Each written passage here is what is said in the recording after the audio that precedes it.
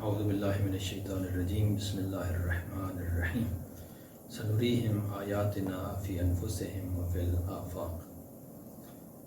پچھلے درس میں ہم نے بات کی ہے واجب الوجود کی خصوصیات پہ، اور اس کے ذریعے سے ہم اس نتیجے تک پہنچے ہیں کہ واجب الوجود صرف ایک ہوتا ہے۔ تو اس ذریعے سے ہم توحید کا اس بات کرتے ہیں، اور اس پہ آج ابھی ہم بات کرتے ہیں کہ وہ ایک کیوں ہوتا ہے، ایک سے زیادہ کیوں نہیں ہو سکتا۔ اس کی وجہ یہ ہے کہ دیکھیں، جب ہم کسی کو علت قرار دیتے ہیں، کاز قرار دیتے ہیں، کسی دوسری چیز کا سبب قرار دیتے ہیں، وہ سبب ایک ہی ہونا چاہیے، تب وہ تام اور کامل سبب شمار ہوگا۔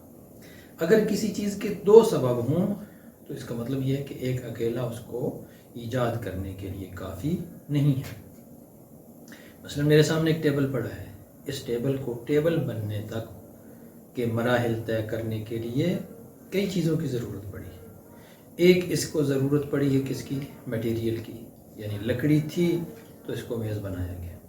پھر اس کو ضرورت پڑی ہے ایک خاص صورت اس کی بنائی گئی، فریم یا ایک شکل جو اس کو کہہ لیں وہ اس کی بنائی گئی ہے۔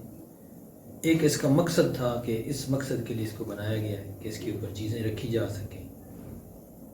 اور چوتھی چیز تھی اس کا بنانے والا، بڑھائی یا میسن جو بھی تھا، جس نے اس کو بنایا ہے، وہ اکیلا کافی نہیں تھا، یعنی صرف وہ خود ہوتا تو اس کو نہ بنا سکتا۔ اگر اس کے پاس لکڑی نہ ہوتی، اس کے پاس کیل نہ ہوتے، وہ اس خاص فریم کو نہ بناتا، یا اس کا یہ مقصد نہ ہوتا تو شاید کوئی اور چیز بنا دیتا۔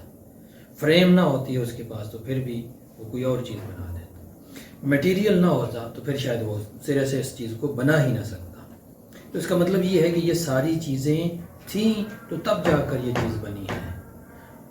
تو اس سے ہم اس نتیجے تک پہنچتے ہیں کہ اس کا جو بنانے والا ہے، بڑھائی جس نے اس کو بنایا ہے، کارپینٹر نے بنایا ہے، وہ کارپینٹر اکیلا اس کی علت نہیں ہے، اس کی کاز نہیں ہے، اس کی کاز چار چیزوں کا مجموعہ ہے۔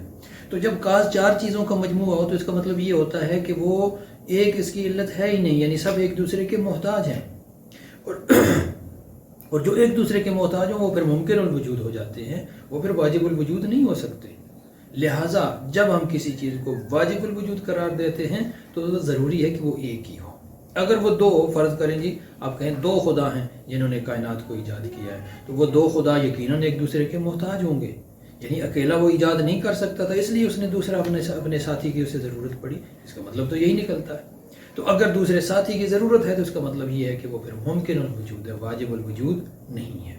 یہ وہ طریقہ ہے جس کے ذریعے سے توحید بڑی آسانی سے اس بات ہوتی ہے کہ جب ہم نے مان لیا کہ ایک واجب الوجود کا ہونا ضروری ہے تو وہ واجب الوجود کا مفہوم خود ہی ہمیں بتاتا ہے کہ واجب الوجود ایک ہی ہونا چاہیے، ایک سے زیادہ ممکن ہی نہیں ہے۔ تو اس سے ثابت ہوتا ہے کہ ہمارا جو خالق ہے، جو مالک ہے، وہ ایک ہے اور ایک سے زیادہ نہیں ہے۔ یہ توحید کے اس بات کا وہ طریقہ ہے جس کو برہان نفسی بھی کہا جا سکتا ہے، جس کو ہم نے خود وجود کے ذریعے سے اس بات کیا ہے۔ اس خدا کے اس بات یا توحید کے اس بات کے لیے اور بھی بہت سارے طریقے ہیں جو متکلمین نے بیان کیے ہیں، ان کو ہم انشاءاللہ اگلے درس میں بیان کریں گے۔ والسلام علیکم۔